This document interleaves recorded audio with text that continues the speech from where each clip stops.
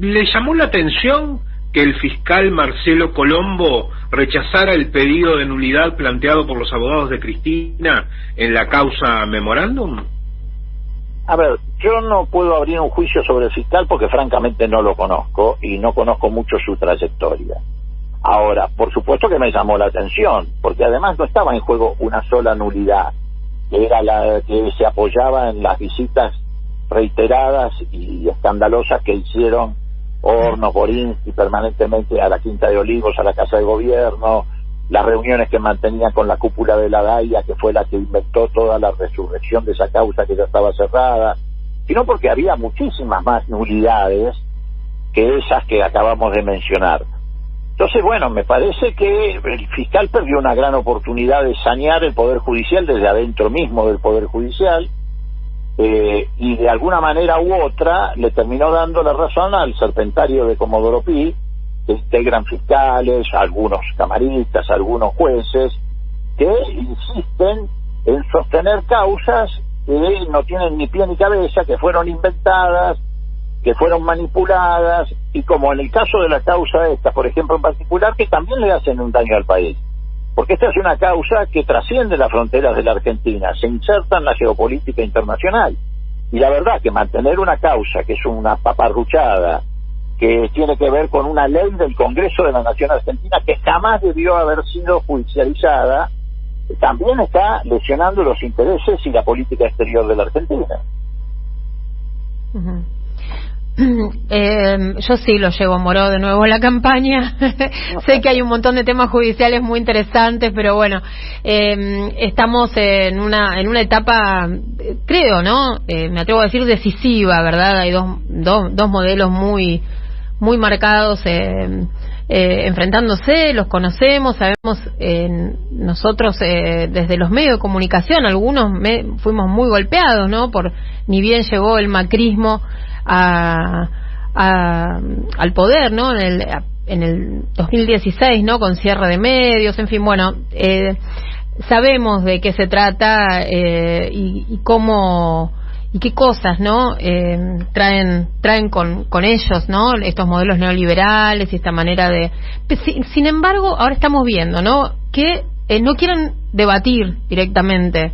Es decir, una de las discusiones, puertas dentro de la oposición, es si van a dar el debate público o no van a dar el debate público en las elecciones. Y me acordaba, por ejemplo, de que se convirtieron durante mucho tiempo en adalides de buscar los debates y de buscar mediadores para los debates y de traer observadores para los debates, y ahora dicen que ir al debate es hacerles el juego a los K. Bueno, sí, a ver, tanto por ejemplo, ¿no? Sí, no, a ver, tanto Leandro Santoro en la ciudad como Victoria Tolosa Paz han desafiado, han propuesto al resto de los candidatos llevar adelante el debate, y particularmente los de Juntos por el Cambio se han negado. Pero bueno, está en línea con lo que acabamos de conversar, sí. Digamos. La verdad es que sí, ellos no hablan de las pavadas que plantea Carrió, que inventa teorías complicativas para distraer a la opinión pública, o no hablan de la foto, o no hablan del vestido de fulana, o no hablan de tal cosa. En realidad no tienen nada que llevar al debate, ese es el problema que tienen. Uh-huh. Sí, o tienen que llevar los temas de fondo, esto que usted decía y que mencionaba y que tenemos muy en claro, ¿no? El endeudamiento, qué pasó con la educación pública, con la salud, que está pasando de hecho en la ciudad de Buenos Aires, ¿no? Que no se respeta lo que se votó en el Consejo Federal con respecto a la educación, ¿verdad? Que no hay burbujas, bueno, montones de temas tendríamos para abrir. Hay cosas que ellos tendrían que explicar del Congreso también, porque no te olvides que es una elección parlamentaria. Sí. Por ejemplo, tendrían que explicar por qué se opusieron al aporte a las grandes fortunas. Sí. En plena pandemia, cuando era necesario un gesto de solidaridad. ¿Por qué se opusieron a la eliminación del impuesto a las ganancias? ¿Por qué se opusieron a un montón de iniciativas? Bueno, el tema del impuesto a las ganancias es todo un hito, ¿verdad? Porque bueno, el propio Macri había pedido o había prometido en campaña que lo iba a eliminar. Bueno, por eso te digo, entonces no tienen nada para que discutir. Por eso yo insisto mucho en este punto. Disculpame que te interrumpa.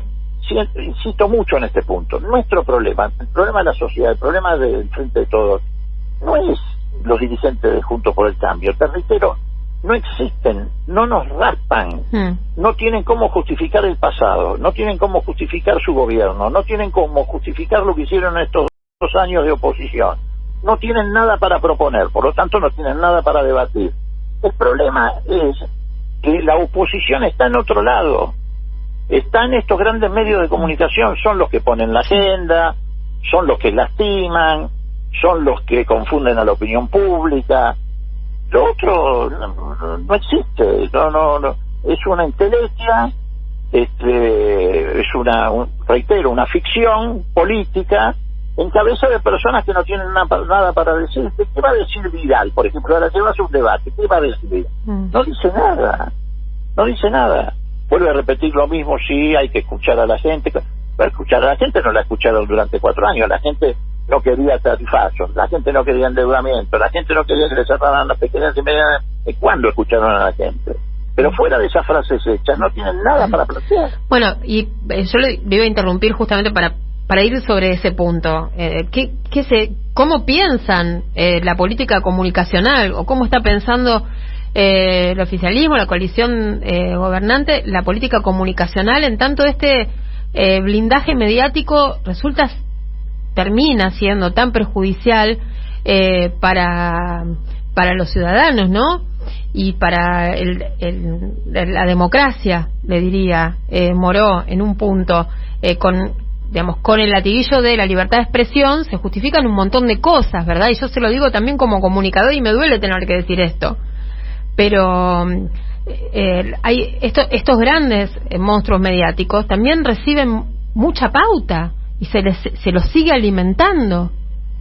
Mira, ¿Va a haber alguna vez una discusión sobre una ley de distribución de la publicidad oficial, por ejemplo?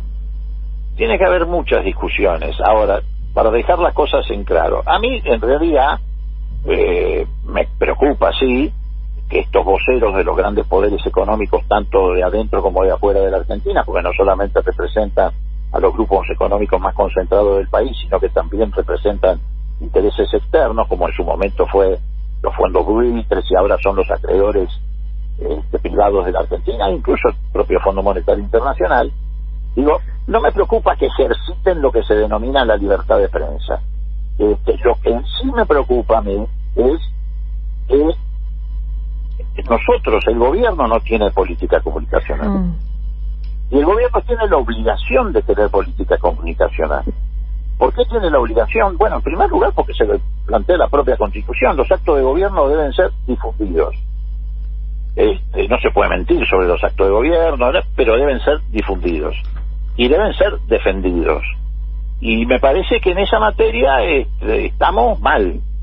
Y además el Frente de Todos tiene una restricción, reitero, como todos los movimientos populares a lo largo de la historia, la fortaleza está en el contacto directo con la sociedad, con el barrio, con los vecinos, con los compañeros de laburo, la cercanía para nosotros es fundamental, etcétera. Y bueno, la pandemia nos puso en ese sentido un límite. Las movilizaciones populares que rompen y saltan por encima de la invisibilidad de los grandes medios cuando se imponen determinados temas. Bueno, todas esas herramientas hoy no están a nuestro alcance y eso también nos genera una dificultad muy grande.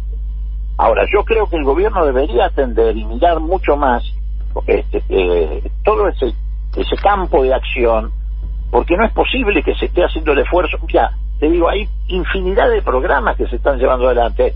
Para mencionarte uno solo que es muy bueno, Argentina Programa, precisamente. ¿Qué es ese programa? Bueno, se está financiando, subsidiando a infinidad, miles de chicos para que se transformen en programadores. Sí. Y no solamente se hace el curso, sino que además se les da 100.000 pesos para que puedan comprar las computadoras, para que puedan comprar las tablets. Y es una mano de obra que está siendo infinitamente requerida por el mercado de trabajo y con muy buenos sueldos. Bueno, así creo que podría hablar de infinidad de programas que está llevando el gobierno adelante y no se conocen. No están difundidos, no se dieron a difusión.